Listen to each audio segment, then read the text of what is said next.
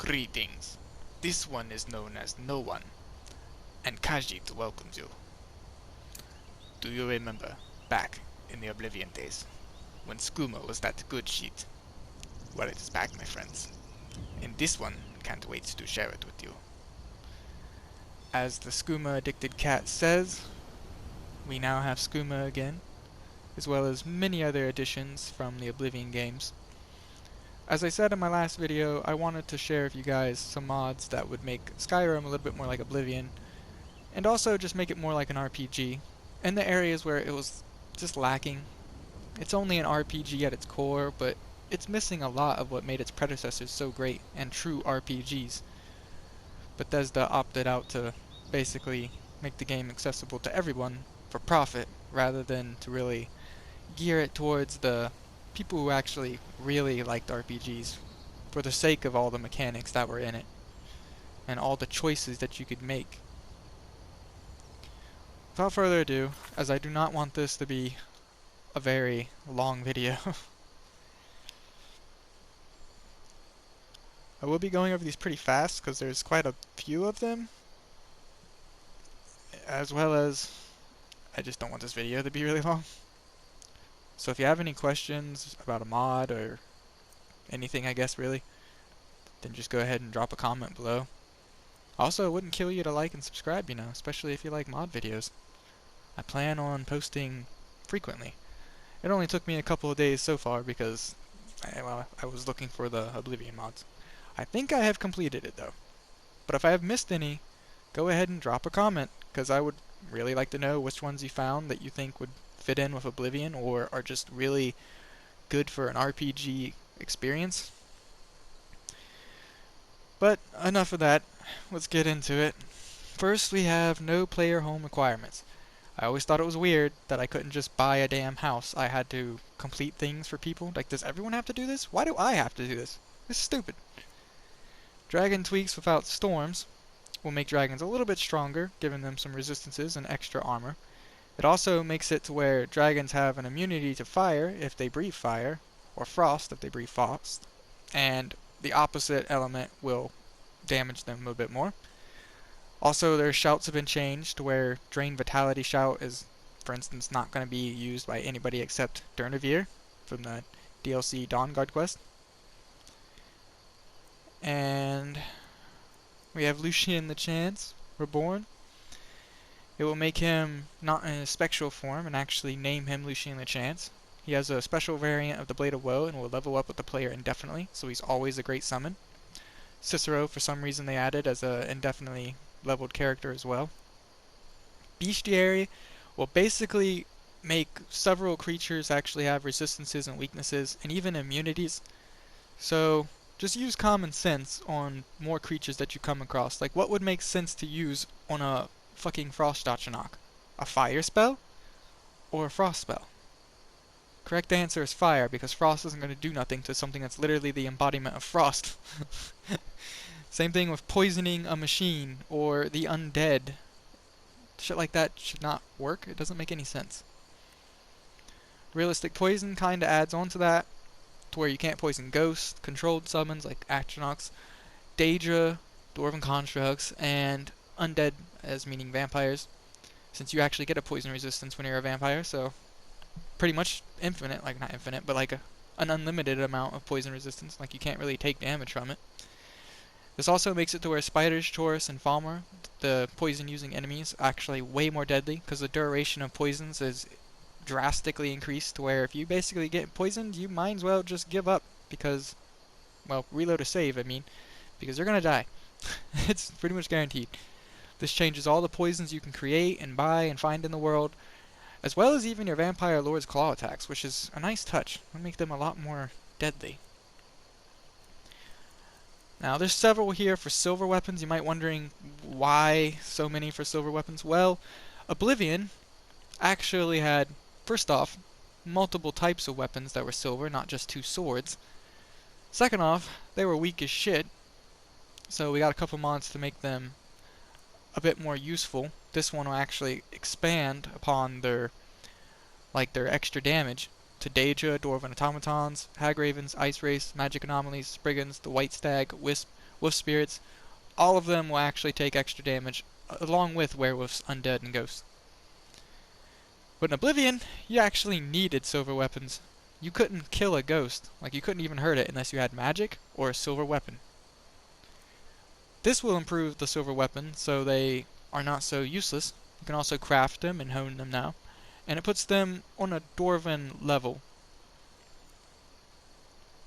Then this would just simply recolor them so they actually appear more silver and not just basically a steel sword with a different, design. I always kind of hated how they barely looked any different than just a steel sword, like a slight bluish tint to them. This will make them a bit more shiny, like Oblivion. Silver sword enchantment is kind of how I remedied the fact that you can't have anything but a sword. This will allow you to disenchant the silver sword enchantment and put it on other weapon types, so you can actually use what you want and still have the ability of the silver sword.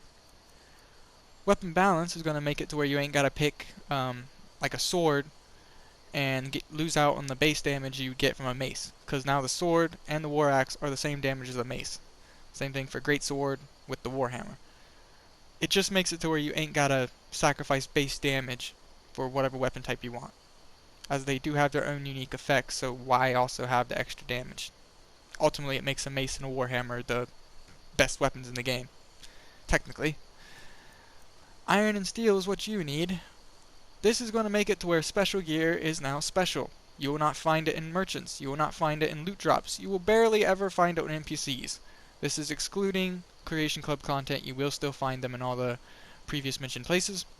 It will change the level and loot system too, but it will make more sense and it will make the world ultimately more rewarding when you explore it, because you'll find special stuff and it will actually feel special. Smith equipment and loot in shops actually makes it to where blacksmiths can sell, smithed weapons and armor, which makes sense. Even those bandits that when you're doing a stealth archer playthrough, you see them, they're using their weapon grindstone, but yet you never find their weapons actually enhanced any, not even to a fine point. Well, no more. Now blacksmiths and even NPCs can have weapons and armor that will either be a fine, superior, exquisite, or flawless version. Epic and legendary is still up to you to create and makes those smithing levels still special.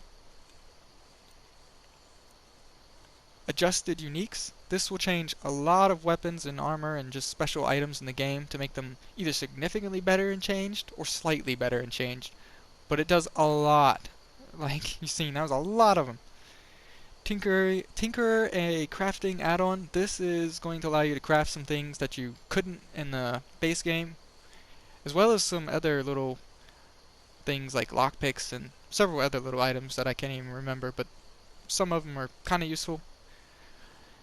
And things like blade armor will be unlocked once you've completed the quest, and of course assuming you have the right skill level and the materials to build all these things, but they'll unlock it for you, so you can actually get these things and not really have to go through the whole process.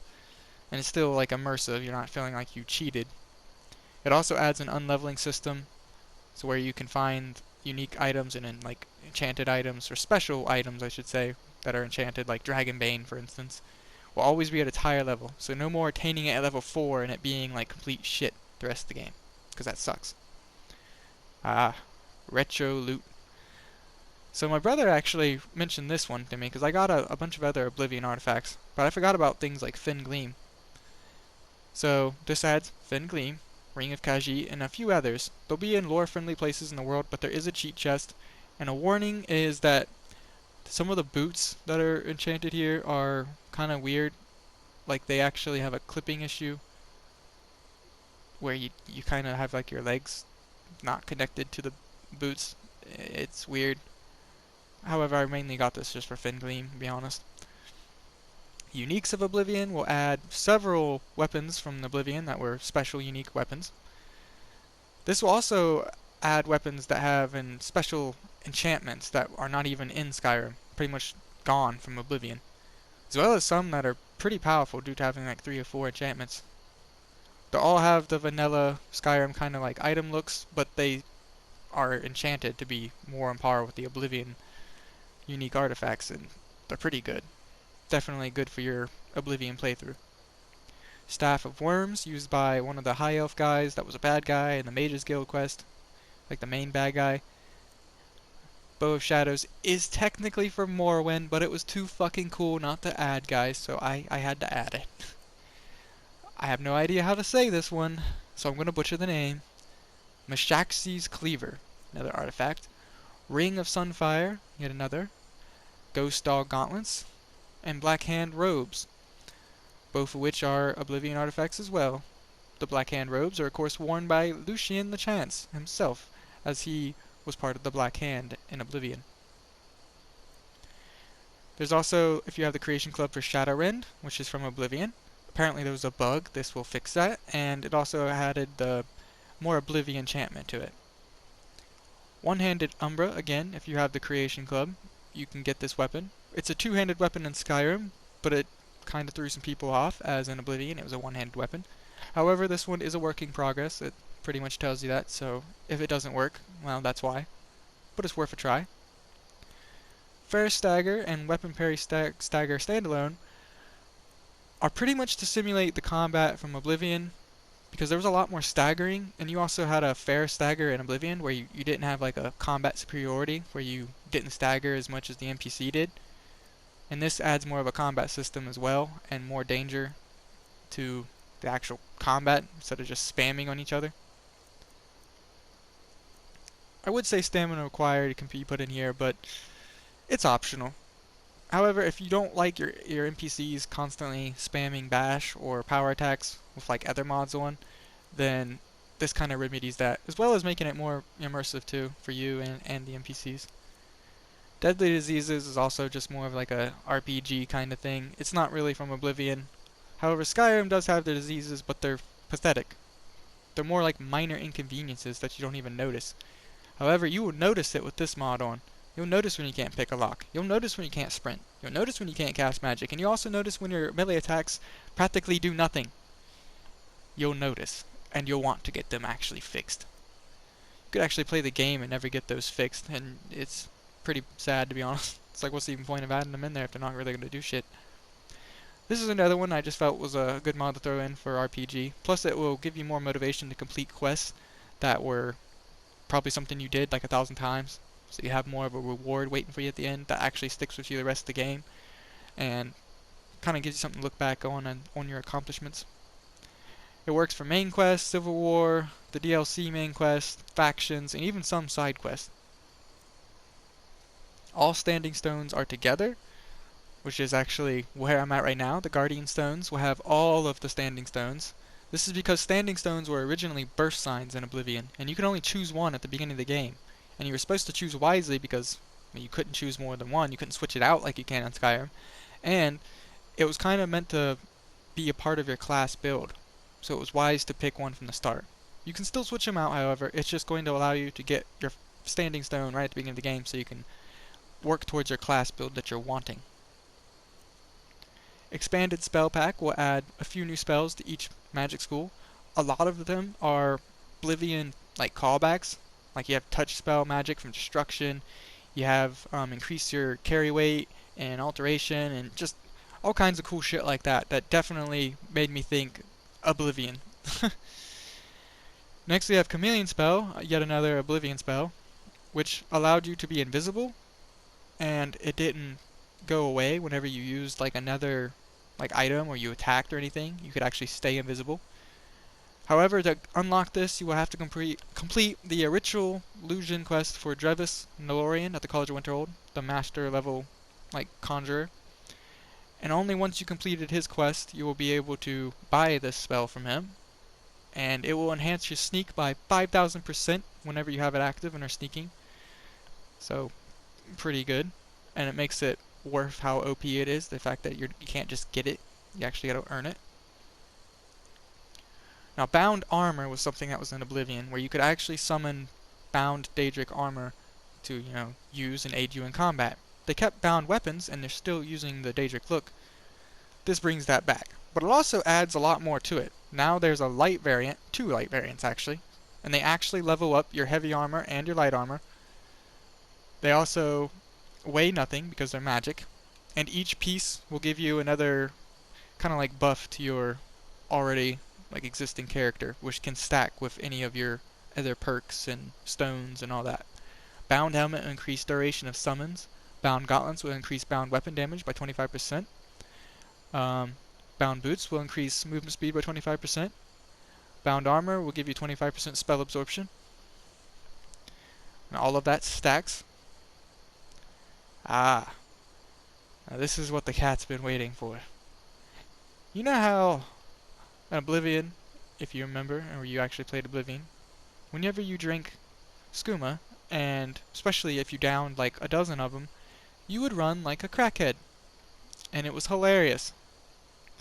Well, now you can kind of do that again, as it will increase your movement speed by 25%, as well as doing all the negative effects that it pretty much did in Oblivion, like affecting your magicka, giving you a crazy amount of stamina regen, is basically going to be infinite. It also has a withdrawal like symptom thing that they added in. It wasn't in Oblivion, but however, it's kind of cool. And it's only a temporary thing, it's not like a long thing. Khajiits apparently don't get it, probably because all the moon sugar we eat. Yeah, probably. Well, you can also craft skooma and doubles distilled skooma. So you can actually be a drug dealer if you want.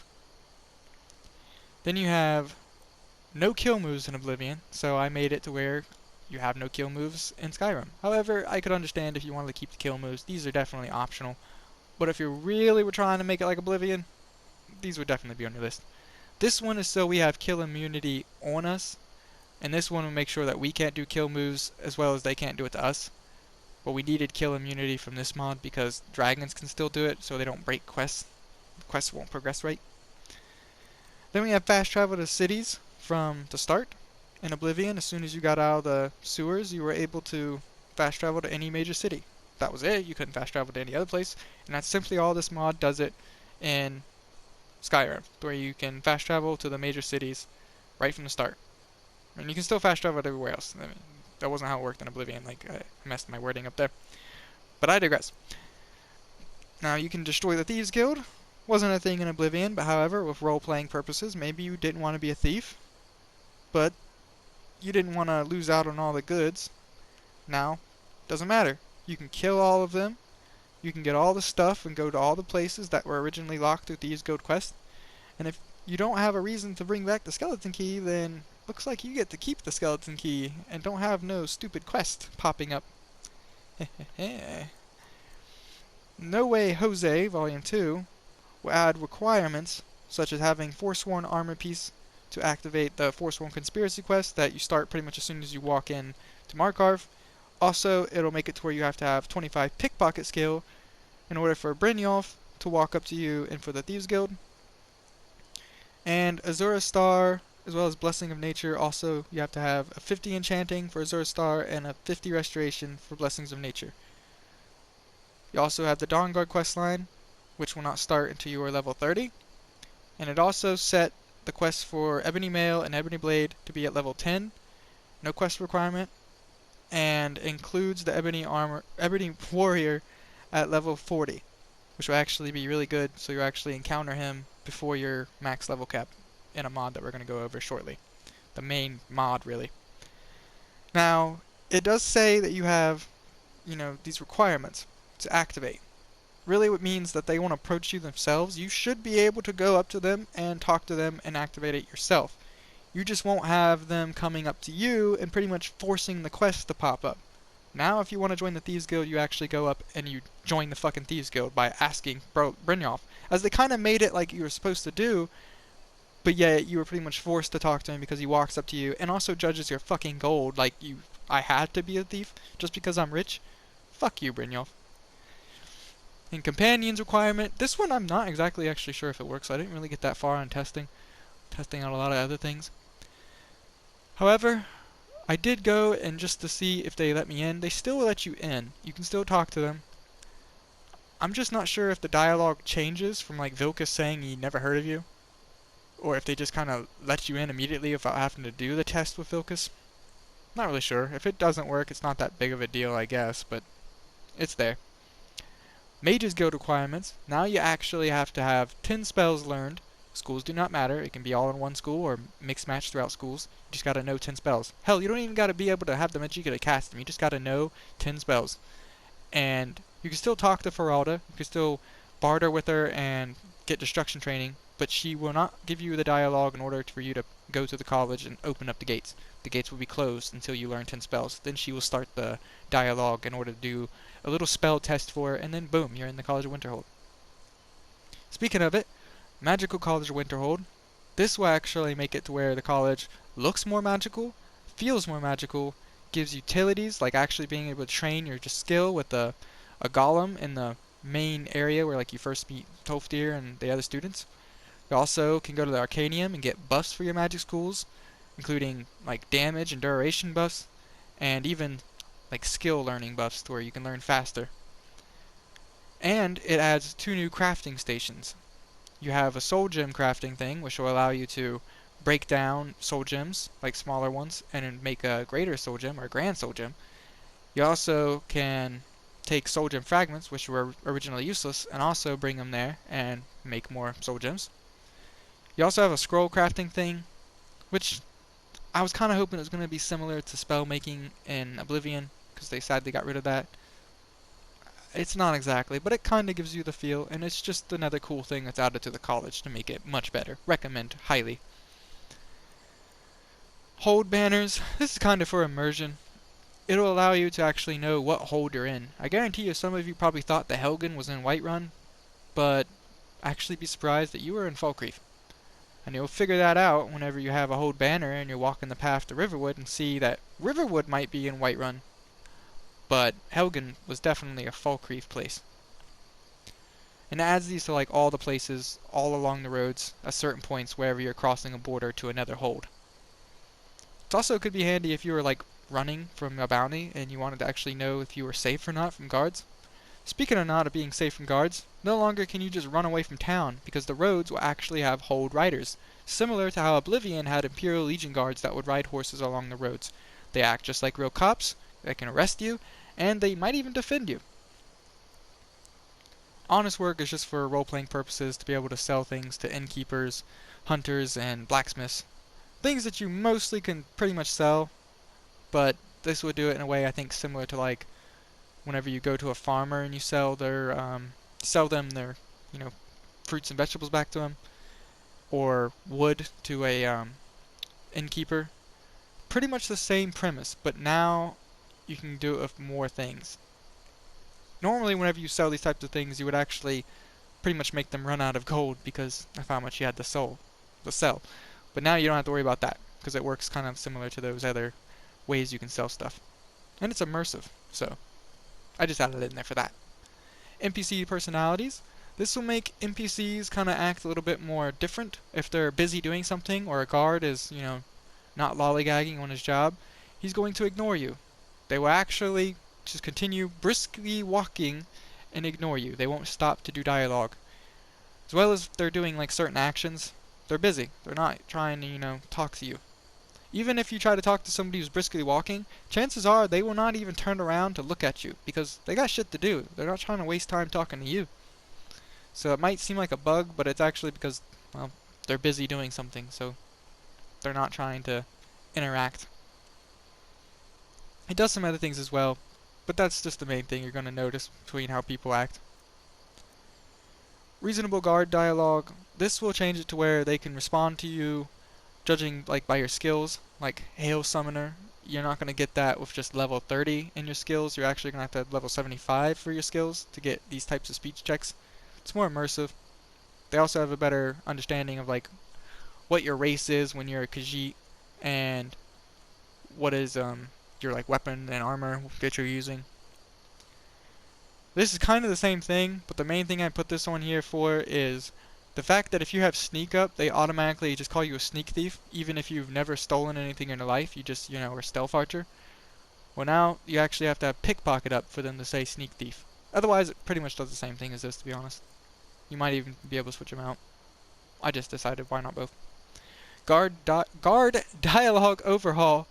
This will make it to where at the beginning of the game, guards will disrespectfully talk to you, but as you do things for like companions and you save the literal fucking world, they know better to disrespect you. They will actually be respectful, grateful, and maybe even be nervous in your presence. Perhaps if you're in the Dark Brotherhood or something, then they know to be a little bit cautious around you, that you're not to be trifled with. Faction Overhaul will fix some armor and clothes requirements that should have been met, like Aela and Farkas wearing wolf armor. Even Farkas has dialogue that doesn't make sense due to the fact that he's wearing steel armor and not wolf armor like Vilkas. And why the fuck does Aela have ancient Nord armor? When I have ancient Nord armor, I want it to feel special, not have this bitch walking around in it. I don't care how hot you think she is in it, it doesn't make sense. Plus, she still looks cute in wolf armor, so yeah. Faction Overhaul. No creation club if you don't have certain things like the silver hand and stuff like that. I would yeah, not get that version if you don't have all the creation club basically. Civil War equipment organized. You'll notice right away whenever you do like the intro, if you don't have an alternate start mod like I use, then you'll notice that the guards and the well, if they're Imperial like guards, and the army will actually have like heavy armor on. Scouts and archers will have light armor. You might notice battle mages. You'll notice that there's females and even other races in the Imperial Legion. It also can change some things to the Stormcloaks too, but you won't notice those until you're actually getting in a civil war. You might not notice these changes really much until you actually are getting in a civil war and seeing all the factions and sides together, but it's very immersive. Super jump attack. This is to simulate acrobatics, which has completely been eradicated from Skyrim with a pitiful ass jump. It'll increase the jump to 2.5, way more noticeable than Vanilla's jump, as well as you'll be able to do attacks during combat. I also felt like the jump height was better than some mods that would obviously just be way too broken. It was definitely a useful jump height, but not something that felt like it was going to break Skyrim in any way. So yeah, having an extra jump height to climb around if you wish, and being able to attack while jumping, similar to how Oblivion worked. Now I'm actually going to go over these two kind of together because they are going to work relatively the same. So this will add 2 new skill trees. They're really just a line with like 4 perks. Athletics will be beside sneak, and hand-to-hand will be beside pickpocket. The way these work is obviously you gotta have perk points, but you don't have a skill to level them up. So they require stamina. The same level of stamina for both of them. So 125 to get the first perk. Now, this will technically mean that you have to level up your character to 130 as it doesn't go by 5s. But once you get it to 130 stamina, you'll be able to use a perk point in the first level of hand-to-hand combat and athletics. And these stack, like 5% goes up to 10% and it goes all the way up to 50% once you have all the perks. Same thing with the hand-to-hand, it'll be a plus 70 unarmed damage whenever you get all the perks. Now this just increases your movement speed. It's very lightweight, very simple. You just gotta know how the tree works. It works the same with this, except where it's changing unarmed, you'll notice that you can only use R2 to do your right and left attack, and you won't have power attacks. You can now block with unarmed and even do your bash. Something that I played around with and thought was really interesting, you can use torches still, you can use shield still. These will be able to block and bash and everything like normal, but you can also still use your R2 and he'll actually still throw a right and a left. Same thing with weapons and magic. Magic will just cast the spell if you use L2, and you can still use your right and left, but you won't have block anymore. And if you have a weapon in the hand, you'll still use your right and left attack with the R2 button, except now, whenever you use left button, it won't block or anything like that. It will actually do its normal attack, like you would if you had, dual wielding. And you can still do power attacks with your left as long as there is a weapon. Just something to play around with. It kind of opens up some new possibilities. I really was actually having some fun running around like this. Now I'm going to skip this for now because there's kind of a whole system we're going to have to do to really get this to work. Because this changes a lot, but as close as it was to feeling like Oblivion, it still kind of screwed some things up. But we're going to fix those. So we're going to wait for these mods. Vampire Eyes plus Overhaul. This is going to change a little bit about the vampire's appearance. Your eyes won't glow, your skin will be paler, and female vampire lords will have a vampire queen outfit. Apparently, I haven't actually tested that, so I don't know if that actually works right. However, the main reason I chose this was because in Oblivion, there was vampires and you could become one. And being outdoors actually took health, so you would actually die in the sunlight as a vampire in Oblivion. This brings that back. You also get some pretty OP powers, one of which, vampire reflexes, a slow time ability. It does have a possibility that it's not going to work for you. It did me some of my testing playthroughs. But however, you have so many other new, powerful, interesting abilities, you don't really need it, especially when there's like slow time shouts and stuff, so I wouldn't really sweat that too much.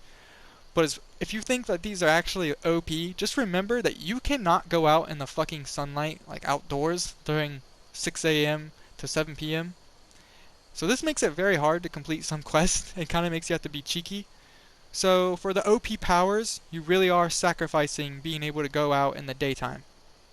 Just remember that. It balances itself out. These are optional, but these will spruce up your game and make it look a lot prettier and a little bit of a new look, so it doesn't feel like the same exact Skyrim. These two in particular really give me Oblivion vibes for some reason, so again, they're optional, but these are really good.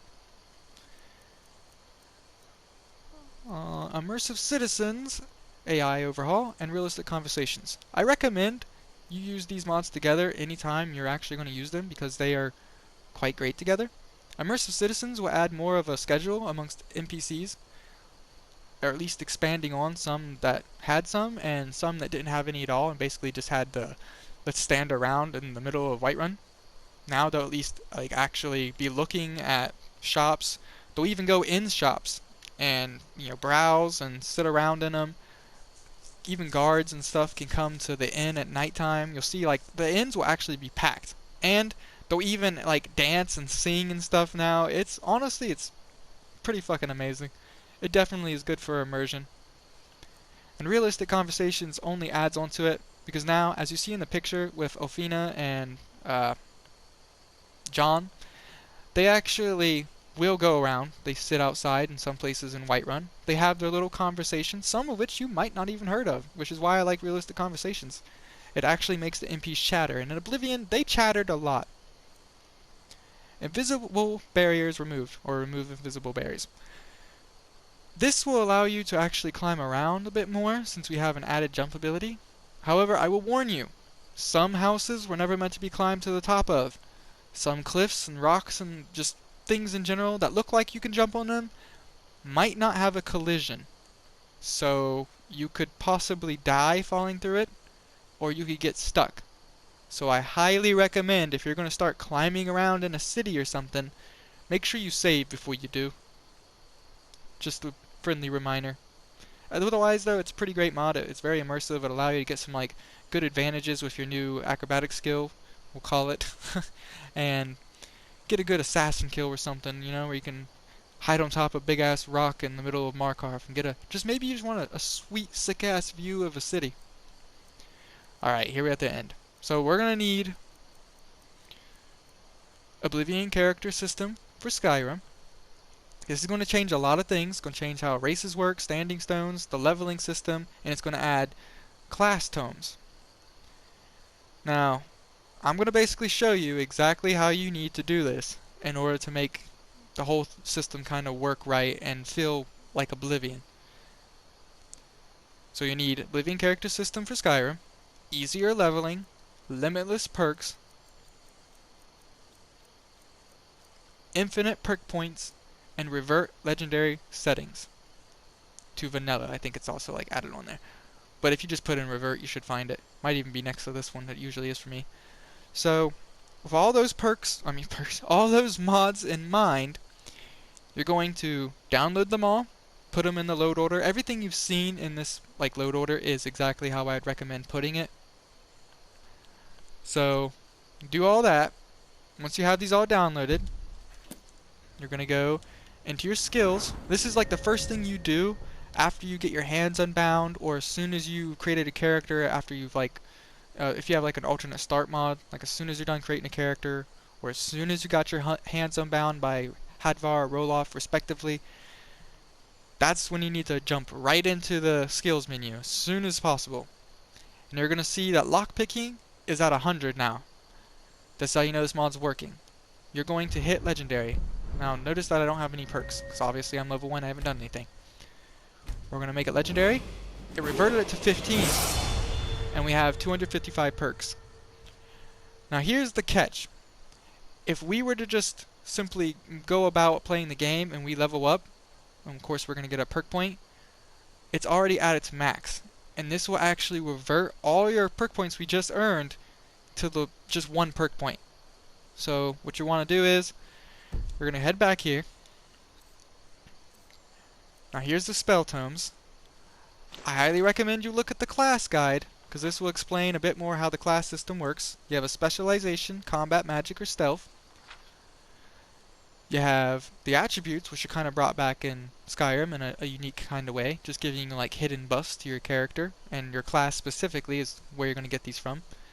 For instance, you have strength that's got -20 on power attack cost, intelligence -10 spell cost, willpower +40 magic regen, and yeah, you see them all there. So it'll describe to you how those work. Then you can only have 6 major skills in a class, along with 1 specialization and 2 attributes. It goes over each class, so you know exactly what you'll be getting. I suggest you look over this and decide very wisely on what style you wanted to play with. Like what class you want. So, after you've decided that, we're just going to make our little Khajiit friend a thief. So now, I can only level up the thief skills. Now, the next step we're going to do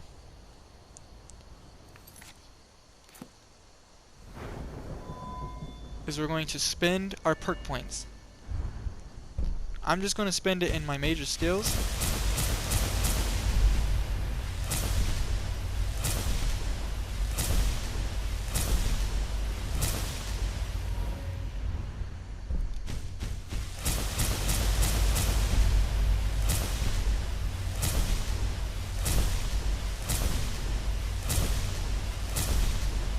I'm actually not going to get Shadow Warrior. Bother with that.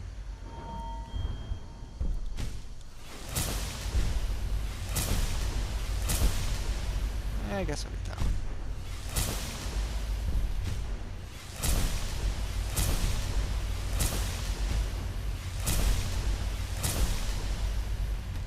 I don't like having infinite, like lockpick's not breaking. Kind of breaks the immersion for me.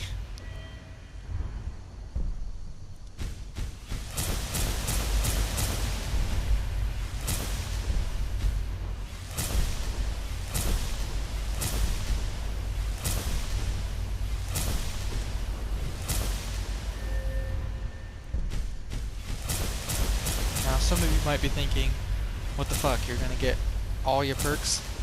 Oh, yeah, I didn't actually mean to get that one, but whatever, this is just an example.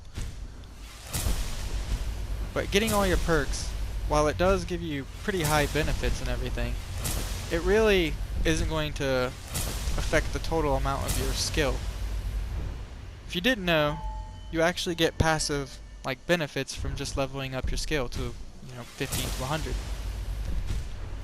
So for instance, if you had like one-handed skill and you got it to 100 but yet you never put any perk points in it, you would still notice that your damage for one-handed weapons still increased a little bit at least. So you're not technically losing out on the actual skill gain itself just because you have the perks. Your major skills are not at their top level. As well as you can only level up your major skills. This is the only way you can get level up to increase your health, magicka, and stamina. So they're very much important. And this forces you, and I might sound a little harsh, but it pretty much just makes sure you actually use your skills that your class is associated with. That way, you're actually going to use your skills and play the class you are, which is for the role-playing purpose of it. However, we have easier leveling, which is going to make it so we actually level up to our max, because some of the mods, like the Infinite Perk mod, did change our starting attributes, which originally the Oblivion class system makes it where it's at 5. So that kinda messed things up. Easier leveling will fix this though. So that way we will get all of our levels. You might even actually break the level cap of 50, which you're not supposed to do because the Oblivion like mod. But this isn't going to hurt anything. It might actually just be a better benefit rather than not getting to the level cap at all. I'd rather be above the level cap rather than below it, you know what I mean? And something that it did that I didn't like, because it wasn't actually how Oblivion worked, was it locked all of the class like abilities out. So in Oblivion, you would choose a class, and you'd have your major skills, which would give you your actual XP to level up. However, you could still get all the benefits and perks of using your minor skills, as they were referred to. So every other skill that's not a thief skill is a minor skill to my Khajiit now. However, that doesn't mean that I shouldn't be able to learn their perks, because that's exactly how it was in Oblivion. I just couldn't level them up. Like, I couldn't get XP from them, but I could still gain benefit from them.